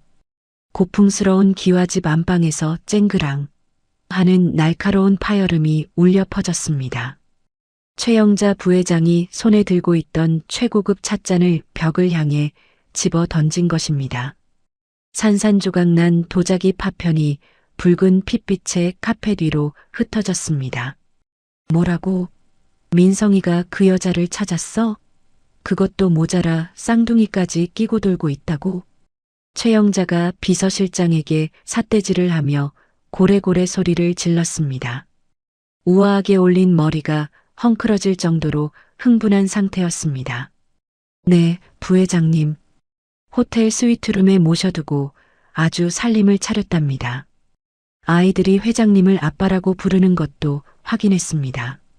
이런 미친놈, 감히 내 뒤통수를 쳐? 내가 지를 어떻게 키웠는데. 최영자는 분을 이기지 못해 가슴을 치며 씩씩거렸습니다. 7년 전 민성을 무정자증 환자로 만들어 식물인간처럼 살게 하고 눈에 가시 갔던 며느리 김지수를 내쫓았을 때만 해도 모든 게 완벽했습니다. 자신의 친아들인 윤석이를 회장 자리에 앉히는 건 시간 문제라고 생각했죠. 그런데 다 죽어가던 민성이 다시 살아나다니요. 최영자의 눈빛이 독사처럼 번들거렸습니다. 안 되겠다. 이대로 당하고만 있을 수는 없지. 김 실장, 당장 언론사 국장들한테 전화 돌려. 네, 뭐라고 할까요? 소설 좀 써야지. 한민성 회장, 심각한 공황장애로 경영 어려움이라고 해. 우울증약 부작용으로 헛것을 본다고도 흘려. 아, 네, 알겠습니다. 그리고 그 여자 김지수 말이야. 술집 여자라고 대문짝만하게 기사내. 룸살롱 출신 꽃뱀이 정신 오락가락하는 회장 꼬셔서 혼외자 들이밀며 협박한다고 해. 아주 얼굴도 못 들고 다니게 매장해버리란 말이야. 최영자의 입에서 나오는 말들은 도끼서린 저주나 다름없었습니다. 하지만 그것으로도 분이 풀리지 않는지 최영자는 어딘가로 따로 전화를 걸었습니다. 수화기 너머로 걸걸한 목소리가 들려왔습니다. 네, 사모님. 말씀하십시오. 박 사장, 일 좀 해야겠어. 오늘 밤이야. 누굴 손봐드릴까요? 그 여자랑 애새끼들. 쥐도 새도 모르게 납치해서 배 태워보내. 필리핀이든 어디든 다시는 한국 땅 못 밟게 치워버려. 사채 빚 못 갚아서 야반도주한 걸로 꾸미고. 아이들까지요? 당연하지. 그 핏줄이 살아있는 한민성이가 정신을 못 차려. 싹 다 치워버려. 전화를 끊은 최영자가 입가에 비릿한 미소를 지었습니다. 내 놈이 아무리 발버둥 쳐봤자 내 손바닥 아니야. 감히 누굴 이기려 들어? 그날 오후 민성은 지수와 아이들을 데리고 경기도 가평에 있는 자신의 개인 별장으로 거처를 옮겼습니다. 호텔은 기자가 몰려들 위험이 있었고 무엇보다 아이들이 흙을 밟고 뛰어놀 수 있는 안전한 곳이 필요했기 때문입니다. 별장 거실 TV에서는 최영자가 터뜨린 가짜 뉴스가 속보로 쏟아지고 있었습니다. 속보 태성그룹 한민성 회장, 룸살롱 여성과 부적절한 동거, 경영 능력 도마 위에, 단독 태성그룹 관계자, 한 회장, 심각한 정신 불안 증세, 헛것 보고 난동. 뉴스를 보던 지수의 얼굴이 사색이 되었습니다. 어머, 세상에. 여보, 이거 어떡해요? 나 때문에 당신이. 지수가 입술을 파르르 떨며 눈물을 글썽였습니다. 민성은 TV를 툭 꺼버리고 지수의 어깨를 단단히 감싸쥐었습니다. 보지 마. 저런 쓰레기 같은 뉴스, 눈길도 주지 마. 하지만 사람들이 다 오해하잖아요. 당신 회장 자리도 위험해지면 어떡해요. 상관없어. 회장 자리 따위 너랑 애들 지키는 거에 비하면 휴지 조각만도 못해. 그리고 민성의 눈빛이 매섭게 빛났습니다. 나도 가만히 당하고만 있지는 않을 거야. 최 여사, 이번엔 번지수 잘못 찾았어. 민성은 비서실장에게 전화를 걸었습니다. 김 실장, 지금 즉시 고물상에서 빈 공병들 최대한 많이 모아놔. 네, 빈 병을 말씀이십니까? 그래. 긁어 모아서 내일 저녁까지 가져와. 알겠습니다, 회장님. 근데 그걸 어디다 쓰시려고? 내일 최 여사 칠순 잔치 알지? 거기 가져갈 선물이다. 네, 빈 병을요? 그래. 최 여사가 제일 좋아할 만한 아주 특별한 선물이지. 토 달지 말고 지금 당장 움직여. 민성은 전화를 끊고 주먹을 꽉 쥐었습니다. 아이들의 피땀이 어린 그 빈 병들은 최영자의 위선을 박살낼 가장 강력한 무기가 될 것이었습니다. 민성은 잠시 회사 일을 처리하고 병 회수 상황을 점검하기 위해 별장을 비워야 했습니다. 지수야, 나 잠깐 나갔다 올게. 경호원들 배치해 뒀으니까 걱정 말고 문단속 잘하고 있어. 금방 올게. 네, 조심해서 다녀오세요. 애들은 제가 잘 보고 있을게요. 민성이 떠나고 별장에는 지수와 쌍둥이만 남았습니다. 밤이 깊어지자 산속 별장 주변은 칠흑 같은 어둠에 휩싸였습니다. 바람이 불 때마다 나뭇가지가 창문을 긁는 소리가 끽끽거리며 들려왔습니다. 지수는 왠지 모를 불안감에 아이들을 꼭 껴안고 소파에 앉아 있었습니다. 엄마, 아빠 언제 와? 응, 곧 오실 거야. 우리 우주 바다 졸리면 먼저 잘까? 아니야. 아빠 오면 같이 잘래. 그때였습니다. 딩동딩동. 정적을 깨고 초인종 소리가 요란하게 울렸습니다. 지수가 깜짝 놀라 인터폰 화면을 확인했습니다. 화면에는 경찰 제복을 입은 남자 2명이 서 있었습니다. 누구세요? 지수가 떨리는 목소리로 물었습니다. 서초경찰서에서 나왔습니다. 한민성 회장님 관련해서 긴급하게 확인할 게 있어서 왔습니다. 문 좀 열어주시죠. 경찰이요? 남편 지금 없는데요. 아, 사모님 되시죠? 사모님께 여쭤볼 것도 있습니다. 참고인 조사가 필요하니 잠시만 협조해 주시죠. 경찰이라는 말에 지수는 의심을 거두고 조심스럽게 현관문을 열어주었습니다. 무슨 일 때문에 그러시는데요? 철컥. 문이 열리자마자 경찰 제복을 입은 남자들의 표정이 순식간에 험악하게 변했습니다. 그들은 지수를 거칠게 밀치고 집 안으로 들이닥쳤습니다. 뭐예요? 지수가 비명을 지르며 넘어졌습니다. 뒤이어 검은 마스크를 쓴 건장한 남자 서너 명이 추가로 우르르 들어왔습니다. 그들의 손에는 밧줄과 테이프가 들려 있었습니다. 빨리 애새끼들부터 잡아. 시간 없어. 경찰인 줄 알았던 그들은 최영자가 보낸 납치범들이었습니다. 야, 엄마. 거실에 있던 우주와 바다가 공포에 질려 비명을 질렀습니다. 납치범 하나가 아이들에게 달려들었습니다. 이리 안 와? 조용히 해. 안 돼. 내 새끼들 건드리지 마. 넘어졌던 지수가 튀어오르듯 달려가 납치범의 다리를 붙잡고 늘어졌습니다. 이거나, 이 아줌마가 미쳤나?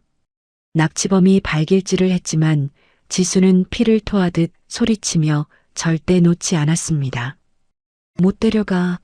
죽어도 못 데려가. 여보 살려줘요. 엄마, 아저씨 저리 가요. 우리 엄마 때리지 마요. 우주가 장난감 로봇을 던지며 납치범에게 대항했지만 역부족이었습니다. 납치범이 우주의 멱살을 잡고 번쩍 들어 올렸습니다. 이 쥐새끼가 어디서 반항이야. 으앙, 아빠. 별장 안은 순식간에 아수라장이 되었습니다. 지수는 바닥에 질질 끌려가면서도 아이 쪽으로 손을 뻗었습니다. 그 절체절명의 순간이었습니다. 와장창, 거실 통유리창이 깨지면서 검은 그림자들이 들이닥쳤습니다. 민성이 미리 배치해 두었던 사설 경호팀이었습니다. 전원 제 앞에 경호팀장의 지시와 함께 건장한 경호원들이 납치범들을 덮쳤습니다. 으악, 뭐야 이 새끼들. 납치범들이 당황하여 주먹을 휘둘렀지만 훈련받은 경호원들의 상대가 되지 못했습니다. 우당탕 소리와 함께 납치범들이 하나둘씩 바닥에 꽂혔습니다. 기익. 그때 마당에 민성의 차가 맹렬한 기세로 들어왔습니다. 민성은 차가 완전히 멈추기도 전에 문을 열고 뛰어내렸습니다. 지수야, 얘들아. 집 안으로 들어온 민성의 눈에 들어온 것은 깨진 유리창 파편 사이에서 서로를 부둥켜 안고 떨고 있는 지수와 아이들의 모습이었습니다. 그리고 바닥에 제압당해 끙끙거리는 납치범들이 보였습니다. 민성의 얼굴이 붉게 달아올랐다가 이내 차갑게 식었습니다. 극도의 분노였습니다. 민성은 바닥에 깔린 납치범 리더에게 다가갔습니다. 그리고 구둣발로 남자의 가슴을 짓밟으며 으르렁거렸습니다. 누구냐? 누가 시켰어? 모릅니다. 그냥 돈 준다고 해서. 최영자지? 그 늙은 여우가 시킨 거지?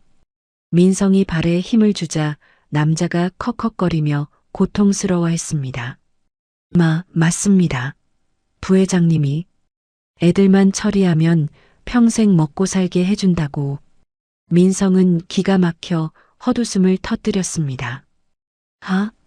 애들을 처리해? 감히 내 새끼들을? 민성은 납치범을 걷어차고 지수에게 달려갔습니다. 지수야, 괜찮아?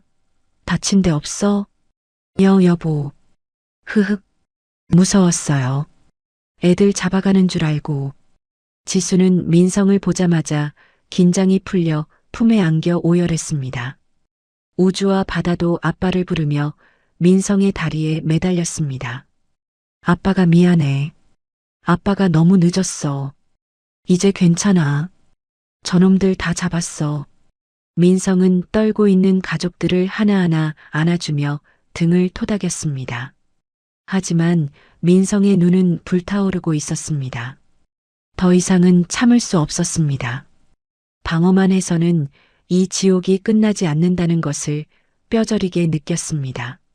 민성은 비서실장에게 전화를 걸었습니다. 목소리가 지옥에서 온 사자처럼 낮게 깔렸습니다. 김 실장, 빈 병 다 모았나?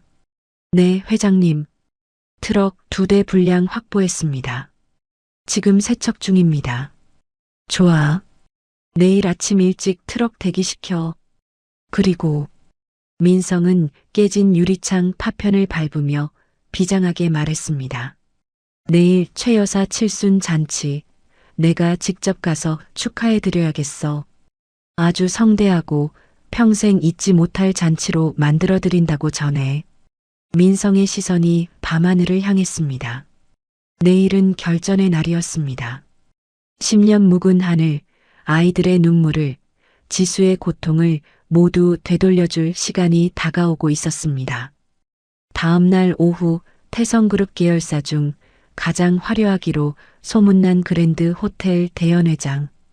천장에 매달린 크리스털 샹들리에가 눈부시게 빛나고 테이블마다 최고급 요리와 샴페인이 즐비했습니다.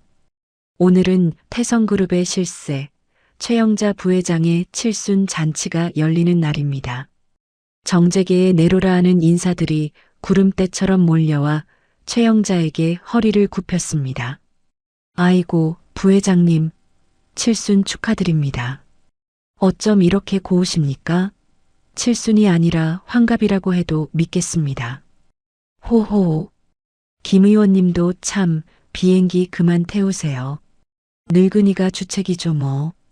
최영자는 비단 한복을 곱게 차려입고 인자한 미소를 흘리고 다녔지만 속으로는 쾌재를 부르고 있었습니다. 어젯밤 납치 계획이 실패했다는 보고를 받긴 했지만 오늘은 민성이 꼼짝 못할 거라 믿었습니다. 이곳엔 수많은 기자와 높으신 분들이 와 있으니까요. 단상에 오른 최영자가 마이크를 잡았습니다. 장내가 조용해졌습니다. 바쁘신 와중에 이 늙은이 생일이라고 와주신 여러분, 정말 감사합니다. 사실 오늘 잔치를 취소할까 했습니다. 다들 아시겠지만 제 양아들인 한민성 회장 상태가 말이 아닙니다. 최영자가 눈가에 거진 눈물을 찍어내며 말을 이었습니다. 우울증이 심해져서 이제는 헛것을 보고 엄한 사람을 데려다가 가족이라고 우기니 애미로서 가슴이 찢어집니다.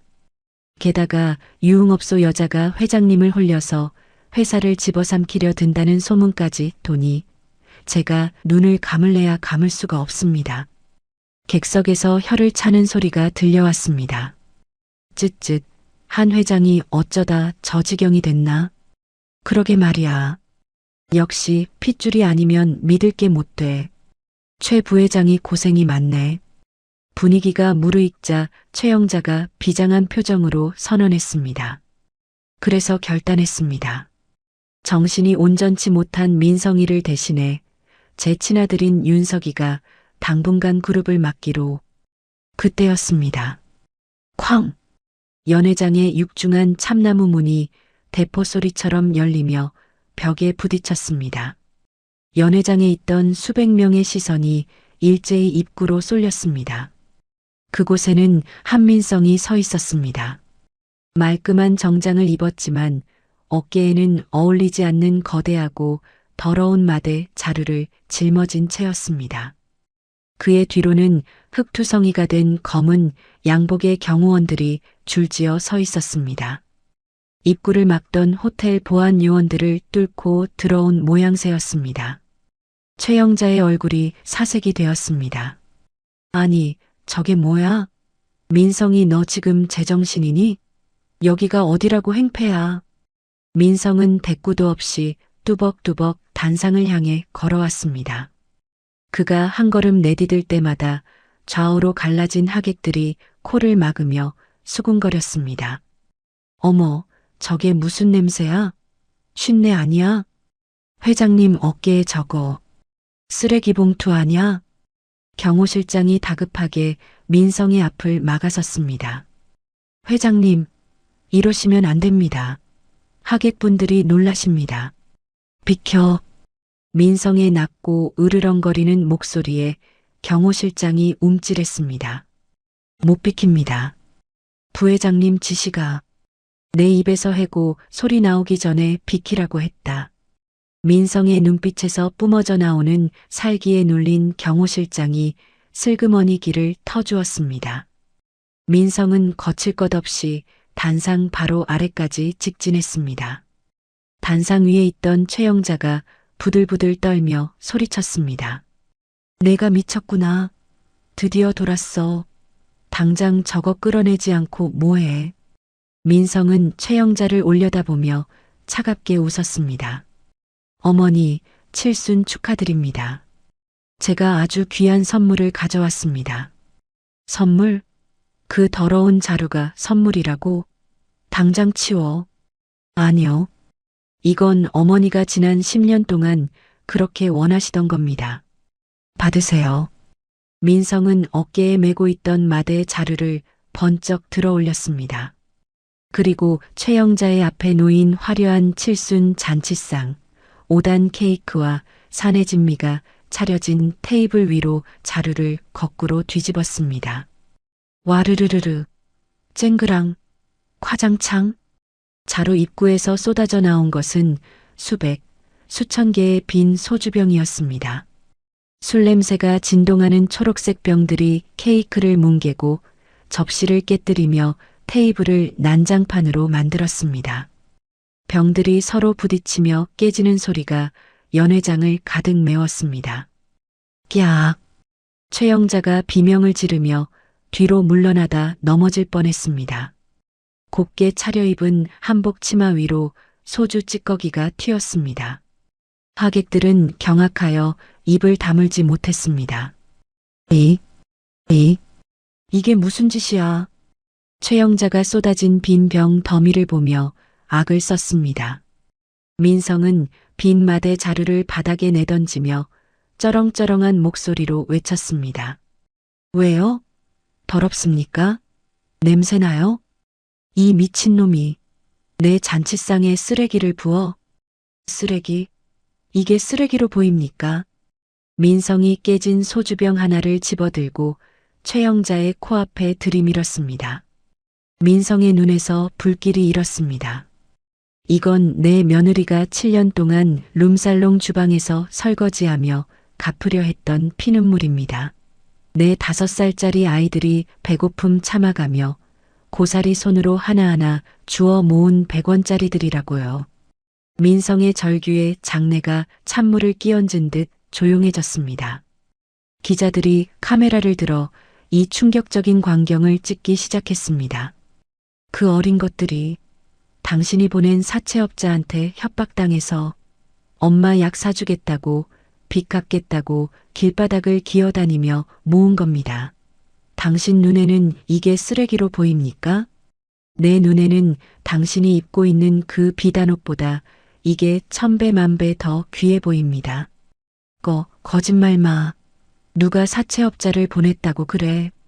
최영자가 발뺌하며 삿대질을 했습니다. 증거 있어? 증거 있냐고. 너 내가 명예훼손으로 고소할 거야. 정신병원에 쳐넣어 버릴 거라고. 증거 원하신다면 보여드려야죠. 민성이 손가락을 딱 튕겼습니다. 그러자 연회장 정면에 있는 대형 스크린 화면이 바뀌었습니다.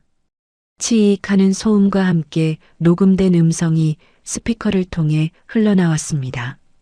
10년 전 민성을 진단했던 비뇨기과 의사의 목소리였습니다. 저는 시키는 대로 했을 뿐입니다.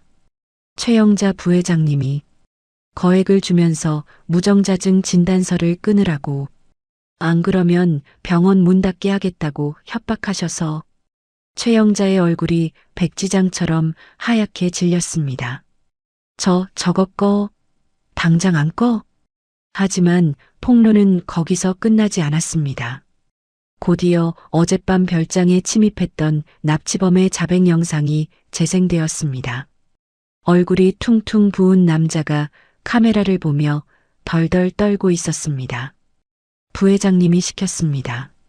쌍둥이 애들 납치해서 필리핀으로 보내버리라고. 쥐도 새도 모르게 처리하면 평생 먹고 살 돈 주겠다고. 하객들이 웅성거리기 시작했습니다. 세상에, 저게 진짜야? 무정자증도 조작하고 애들 납치까지 사주했다고? 사람이 아니네, 사람이 아니야. 최영자는 사방에서 쏟아지는 비난의 화살에 정신을 차릴 수가 없었습니다. 그녀는 귀를 막고 고개를 저었습니다. 아니야, 조작이야. 요즘 기술 좋잖아. 저놈이 나를 음해하려고 가짜 영상을 만든 거야. 여러분, 속지 마세요.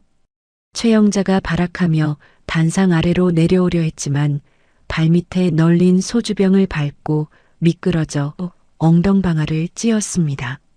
아이고, 내 허리. 깨진 병 조각과 케이크 범벅이 된 바닥에 나뒹구는 최영자의 꼴은 처참하기 그지없었습니다. 우아하던 부회장의 모습은 온데간데없고 옴을 뒤집어 쓴 노파 하나만 남았습니다. 민성은 차갑게 내려다보며 말했습니다. 추하네요, 어머니. 정말 추합니다. 이제 그만 가면 벗으세요. 이놈, 내가 너를 어떻게 키웠는데 내가 감히 나한테. 키워요? 나를 식물인간으로 만들고 내 처자식을 생지옥으로 몰아넣은 게 키운 겁니까? 그때 연회장 입구에서 사이렌 소리가 들려왔습니다. 경찰들이 들이닥쳤습니다. 최영자 씨, 특수 협박 및 납치교사, 사문서 위조 혐의로 긴급 체포합니다. 형사들이 단상 위로 올라와 쓰러져 있는 최영자의 양손에 수갑을 채웠습니다. 찰카닥 차가운 금소금이 연회장에 울려 퍼졌습니다. 이거 내가 누군 줄 알아? 나 태성그룹 부회장이야. 니들 다 옷 벗고 싶어? 최영자가 몸부림치며 소리쳤지만 형사들은 꿈쩍도 하지 않았습니다. 변호사는 서에서 부르시죠. 가십시다. 양쪽에서 형사들에게 붙들려 끌려나가는 최영자의 몰골을 수많은 카메라가 플래시를 터뜨리며 찍어댔습니다. 최영자는 고개를 숙일 생각도 못하고 민성을 노려보며 악다구니를 썼습니다. 한민성, 두고 보자. 내가 이대로 끝날 것 같아? 내 아들 윤석이가 가만히 있지 않을 거야. 민성은 눈 하나 깜짝하지 않고 대꾸했습니다. 윤석이? 걔가 어머니 빼낼 수 있을 것 같습니까? 이미 횡령 혐의로 검찰 조사받고 있을 텐데요. 뭐라고? 감방 가서 두 분이 오붓하게 지내세요. 최영자의 눈이 뒤집혔습니다. 그녀는 거품을 물고 비명을 지르다 결국 기절한 채로 질질 끌려나갔습니다. 악녀가 사라진 연회장에는 깨진 빈 병들과 멍하니 서 있는 하객들만 남았습니다. 정막이 흘렀습니다. 민성은 엉망이 된 단상 위에 홀로 섰습니다. 발밑에는 아이들이 100원, 200원 모았던 빈 병들이 반짝이고 있었습니다. 민성은 허리를 굽혀 깨지지 않은 소주병 하나를 집어들었습니다. 꼬질꼬질한 라벨, 병 주둥이에 묻은 흙먼지. 이 더러운 병 하나가 수천억 원을 가진 재벌 회장인 자신보다 훨씬 위대해 보였습니다. 가족을 지키겠다는 아이들의 순수한 마음이 담겨 있었으니까요. 민성은 병을 가슴에 품고 하객들을 향해 깊이 고개를 숙였습니다. 소란을 피워 죄송합니다. 하지만 저는 오늘 제 인생에서 가장 소중한 것을 되찾기 위해 이 자리에 섰습니다. 태성그룹 회장 한민성이 아닌 한 여자의 남편이자 두 아이의 아빠로서 말입니다. 민성의 진심 어린 목소리가 마이크를 타고 울려 퍼졌습니다. 이제 저는 모든 것을 바로잡고 제 가족에게 돌아가려 합니다. 그동안 심려를 끼쳐드려 죄송합니다. 민성이 고개를 들자 객석 구석에서 누군가가 박수를 치기 시작했습니다. 1명, 2명, 곧이어 연회장 전체가 우레와 같은 박수 소리로 가득 찼습니다. 그것은 재벌 회장에 대한 아부가 아니라 가족을 지켜낸 한 가장에 대한 뜨거운 응원이었습니다. 민성은 비로소 긴장이 풀리며 다리에 힘이 빠지는 것을 느꼈습니다. 하지만 그의 입가에는 7년 만에 가장 환하고 편안한 미소가 번지고 있었습니다. 이제 집으로 돌아갈 시간이었습니다. 된장찌개 냄새가 나는 진짜 내 집으로요. 1년 후 서울에서 차로 1시간 거리, 물 맑고 공기 좋은 경기도 양평의 한적한 마을 입구. 봄바람을 타고 고소하고 달큰한 냄새가 온 동네에 진동합니다. 지나가던 등산객들의 발길도 멈추게 만드는 그 냄새의 진원지는 바로 쌍둥이네 숯불갈비입니다. 어서 오십시오. 몇 분이십니까? 가게 문을 열고 들어서자 주방장 모자를 쓴 남자가 우렁차게 손님을 맞이합니다. 1년 전만 해도 수천억 원을 주무르던 태성그룹 회장 한민성입니다. 하지만 지금 그의 모습 어디에서도 날카롭던 회장의 그림자는 찾아볼 수 없습니다. 목까지 채우던 넥타이 대신 땀 닦는 수건을 목에 두르고 명품 정장 대신 쌍둥이 아빠라고 적힌 앙치마를 두른 모습이 영락없는 고깃집 사장님입니다. 아이고 사장님, 오늘도 고기 때깔이 아주 좋네. 단골 손님인 마을 이장님이 엄지손가락을 치켜 세웠습니다. 민성이 숯불을 나르며 사람 좋게 웃었습니다. 그럼요. 제가 새벽 시장 가서 직접 눈으로 보고 골라온 놈들입니다. 오늘 갈비는 입에서 그냥 녹을 겁니다. 맛있게 드십시오. 민성은 땀을 뻘뻘 흘리며 불판을 갈아주고 고기를 뒤집느라 정신이 없었습니다. 예전 같으면 상상도 못할 육체 노동이지만 민성의 얼굴에는 생기가 넘쳐 흘렀습니다. 우울증 약도 불면증 약도 끊은 지 오래였습니다. 주방 쪽에서는 지수가 상추 바구니를 들고 나왔습니다. 짙은 룸살롱 화장을 지우고 화장기 없는 맨 얼굴로 머리를 질끈 묶은 지수. 하지만 손님들은 하나같이 입을 모아 말했습니다. 사모님은 볼 때마다 더 예뻐지시네. 아주 얼굴에서 광이 나요, 광이. 지수가 수줍게 웃으며 이장님 테이블에 상추를 놓았습니다. 어머, 과찬이세요. 맛있게 드세요. 모자라면 말씀하시고요. 지수는 홀을 바쁘게 오가며 손님들을 챙겼습니다. 1년 전 지하 룸살롱에서 취객들에게 시달리며 떨던 모습은 온데간데 없었습니다. 이제 그녀는 당당한 사장님이자 사랑받는 아내의 얼굴을 하고 있었습니다. 점심 장사가 한바탕 폭풍처럼 지나가고 브레이크 타임이 되어서야 가게가 한산해졌습니다. 민성은 의자에 털썩 주저앉으며 이마에 흐르는 땀을 닦았습니다. 오늘 진짜 바빴네. 여보, 힘들지 않아? 다리 안 아파? 지수가 시원한 냉수 한 잔을 민성에게 건네며 다가왔습니다. 괜찮아요. 당신이 더 힘들죠. 숯불 나르느라 얼굴이 다 익었네. 지수가 물수건으로 민성의 얼굴을 꼼꼼하게 닦아주었습니다. 민성은 지수의 손길을 느끼며 행복한 표정으로 물을 들이켰습니다. 시원하다. 아니야, 난 하나도 안 힘들어. 회장 노릇할 때보다 100배는 더 신나. 내 손으로 고기 구워서 손님들이 맛있게 먹는 거 보면 그게 진짜 사는 맛 같아. 민성은 2년 전 전문 경영인에게 회사를 맡기고 지수와 함께 이곳으로 내려왔습니다. 가진 재산의 대부분을 미혼모 지원 재단에 기부하고 딱 이 가게 하나 차릴 돈만 남겨서 시작한 제2의 인생이었습니다. 처음에는 서툴러서 고기도 태우고 주문도 헷갈렸지만 이제는 제법 베테랑 티가 났습니다. 그때였습니다. 아빠, 엄마, 다녀왔습니다. 가게 문이 활짝 열리며 우주와 바다가 뛰어들어왔습니다.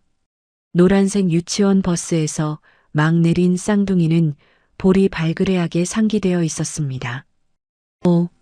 우리 강아지들 왔어? 민성이 벌떡 일어나 양팔을 벌렸습니다. 아이들이 민성의 품으로 와락 안겼습니다. 땀 냄새, 고기 냄새가 섞인 아빠의 냄새를 아이들은 세상에서 제일 좋아했습니다. 아빠, 나 오늘 상 받았어. 우주가 가방에서 주섬주섬 종이 한 장을 꺼내 자랑스럽게 내밀었습니다. 어디 보자. 위 어린이는 착한 어린이상? 우와, 우리 우주 대단한데? 나는 그림 그리기 1등 했어. 바다도 질세라 스케치북을 펼쳐 보였습니다. 그림 속에는 고기를 굽는 아빠와 상추를 씻는 엄마 그리고 웃고 있는 쌍둥이가 알록달록하게 그려져 있었습니다. 민성은 아이들을 번쩍 들어 올려 비행기를 태워주었습니다. 아이고, 내 새끼들 장하다. 1년 전만 해도 빈병 줍느라 손이 성할 날이 없었는데 이제는 상장을 다 받아오고 아빠가 너무너무 기쁘다. 지수도 아이들의 머리를 쓰다듬으며 눈시울을 붉혔습니다. 아이들의 손에는 더 이상 더러운 마대 자루가 들려있지 않았습니다. 연필과 공책, 그리고 꿈이 담긴 가방이 들려있을 뿐이었습니다. 그때 바다가 식탁 밑을 보더니 무심코 허리를 숙였습니다. 손님이 먹고 두고 간 빈 소주병이 바닥에 놓여 있었기 때문입니다. 빈 병이다. 이거 챙겨야. 바다가 습관처럼 병을 집으려 하자 민성이 다급하게 아이의 손을 잡았습니다. 하지만 예전처럼 놀라서 잡는 게 아니라 아주 부드럽게 감싸주었습니다. 바다야, 그거 안 주워도 돼. 이거 100원인데? 아빠 돈 벌어야 하잖아. 민성은 빙그레 웃으며 바다를 무릎에 앉혔습니다. 이제 우리 바다는 그런 거 안 해도 돼. 아빠가 고기 팔아서 돈 많이 벌었어. 이제 빈병은 쓰레기통 아저씨한테 양보하자. 우리 바다는 행복만 주워 담으면 돼. 알았지? 행복을 주워 담아? 어떻게? 이렇게 아빠한테 뽀뽀해 주는 거? 에이, 그게 뭐야? 바다가 까르르 웃으며 민성의 볼에 쪽 뽀뽀를 해주었습니다. 가게 안이 웃음소리로 가득 찼습니다. 저녁 장사까지 모두 마치고 문을 닫은 시간. 네 식구는 가게 한가운데 테이블에 둘러앉았습니다. 오늘 저녁 메뉴는 민성이 직접 양념한 돼지갈비입니다. 지글지글 석쇠 위에서 고기가 노릇노릇 익어갑니다. 민성은 잘 익은 고기를 가위로 숭덩숭덩 잘라 아이들 앞접시에 놓아주었습니다. 자, 많이 먹어라. 아빠가 제일 맛있는 부위로 골랐다. 우주와 바다는 입을 크게 벌리고 아기 새처럼 고기를 받아 먹었습니다. 진짜 맛있다. 아빠 고기가 세상에서 제일 맛있어. 천천히 먹어, 채알라. 지수가 아이들의 입가에 묻은 양념을 닦아주며 미소 지었습니다. 민성은 상추에 깻잎을 얹고 밥 한 숟가락과 고기 2점, 그리고 마늘에 쌈장을 푹 찍어 올렸습니다. 그리고 입을 크게 벌린 지수에게 내밀었습니다. 여보, 아해. 아유, 애들 보는데 부끄럽게. 뭐가 부끄러워? 당신 오늘 고생 제일 많이 했잖아. 얼른. 지수가 못 이기는 척 입을 벌려 쌈을 받아 먹었습니다. 볼이 빵빵해진 지수를 보며 민성이 흐뭇하게 웃었습니다. 맛있어? 네, 정말 꿀맛이에요. 민성은 자신도 쌈을 하나 크게 싸서 입안 가득 넣었습니다. 우적우적. 입안에서 육즙이 터지고 밥알의 단맛과 채소의 신선함이 어우러졌습니다. 1년 전 최고급 한우를 앞에 두고도 헛구역질을 하던 거식증 환자 한민성은 이제 없었습니다. 누구보다 복스럽게 먹고 건강하게 땀 흘리는 가장 한민성만 있을 뿐이었습니다. 식사를 마친 민성은 커피 한 잔을 타서 가게 한쪽 벽면으로 다가갔습니다. 그곳에는 아주 특별한 장식장이 있었습니다. 값비싼 양주나 트로피 대신 깨끗하게 씻어 반짝반짝 윤이 나는 빈 소주병 하나가 진열되어 있었습니다. 1년 전 칠순 잔치에서 쏟아부었던 그 수많은 병들 중 하나를 기념으로 가져온 것입니다. 민성은 유리병을 어루만지며 회상에 잠겼습니다. 이 병이 아니었다면 나는 아직도 가짜 인생을 살고 있었겠지. 더럽고 냄새나는 쓰레기라고 생각했던 빈 병. 하지만 그 속에는 아이들의 효심이, 지수의 눈물이, 그리고 잃어버렸던 자신의 핏줄이 담겨 있었습니다. 민성에게 이 빈 병은 세상 그 어떤 보석보다 값진 트로피였습니다. 여보, 뭐해요? 설거지를 마친 지수가 다가와 민성의 어깨에 기대었습니다. 그냥 옛날 생각 좀 했어. 우리 참 먼 길을 돌아서 만났다 싶어서. 그러게 말이에요. 꿈만 같아요. 이렇게 넷이서 밥 먹고 웃을 수 있다는 게. 민성은 지수의 어깨를 감싸 안으며 창밖을 바라보았습니다. 시골 마을의 밤하늘에는 서울에서는 볼 수 없었던 수많은 별이 보석처럼 박혀 있었습니다. 북두칠성이 유난히 밝게 빛나고 있었습니다.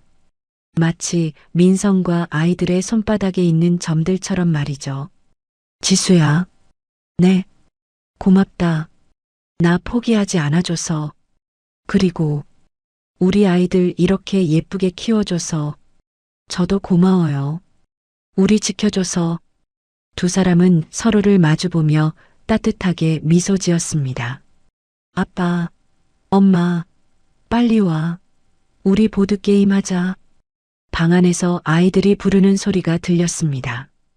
그래, 간다가. 오늘 아빠가 너희들 다 이겨주마. 민성이 장난스럽게 소리치며 방으로 뛰어들어갔습니다. 지수도 행복한 웃음을 터뜨리며 그 뒤를 따랐습니다. 가게의 불은 꺼졌지만 안집 창문 너머로 네 식구의 그림자가 오순도순 비쳤습니다. 웃음소리가 밤하늘로 퍼져나갔습니다. 빈 병을 줍던 100원짜리 인생들이 이제는 세상 무엇과도 바꿀 수 없는 행복을 주워 담으며 살아가고 있었습니다. 고깃집 유리창 너머에는 더 이상 배고픈 아이들도 외로운 회장님도 없었습니다. 오직 사랑으로 배부른 진짜 가족이 있을 뿐이었습니다. 여러분, 오늘의 이야기 어떻게 들으셨나요? 화려한 회장님 소리를 들으면서도 속은 텅 비어 말라가던 한민성, 그리고 100원짜리 빈 병을 주우면서도 서로를 아꼈던 지수와 쌍둥이 형제. 이들이 우리에게 보여준 기적은 그리 거창한 것이 아니었습니다. 진정한 행복은 수천억 원의 재산이 아니라 사랑하는 사람과 마주 앉아 나누는 따뜻한 된장찌개 한 그릇에 있다는 평범한 진리였지요. 칠순 잔치상에 쏟아진 더러운 빈 병들은 탐욕의 눈먼 자들에게 내리는 가장 통쾌한 심판이자 가족을 지키려 했던 아이들의 가장 순수한 사랑의 증거였습니다. 혹시 지금 삶이 고단하고 억울한 일이 있어도 너무 낙담하지 마세요. 춥고 어두운 밤일수록 별은 더 밝게 빛나는 법입니다. 지수와 민성이 7년의 겨울을 견뎌내고 봄을 맞이했듯 여러분의 인내와 사랑도 반드시 눈부신 행복으로 보상받을 것입니다. 오늘 저녁 옆에 있는 소중한 가족에게 고맙다, 사랑한다 말 한마디 건네보시는 건 어떨까요? 이야기를 끝까지 들어주신 분이 계시다면 잘 들었다고 댓글 하나만 남겨주세요. 감사합니다.